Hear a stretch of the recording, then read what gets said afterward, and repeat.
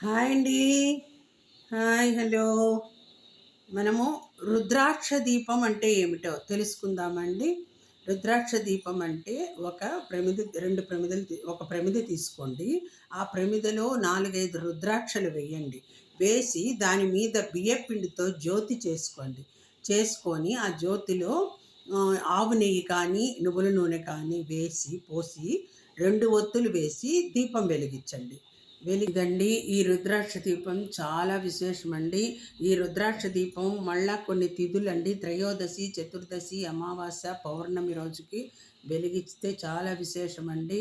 మళ్ళా వచ్చి మీ జన్మ నక్షత్రం రోజు ఈ రుద్రాక్ష దీపం వెలిగిస్తే చాలా మంచిది. మళ్ళా ఇంట్లో అనారోగ్యాలు, ఈ అప్పుల బాధలు, ఇంట్లో ఏ పని ఆగిపోతుంటే, పనులన్నీ ఆగిపోయి సమస్యలుగా ఉంటే, వెనక్కి పనులు ఆగిపోతూ పనులు సాగకుండా ఉన్నా కానీ ఈ రుద్రాక్ష దీపం పెట్టుకుంటే అన్ని సమస్యలు తొలగిపోతాయండి. ఈ రుద్రాక్ష దీపం చాలా విశేషమండి.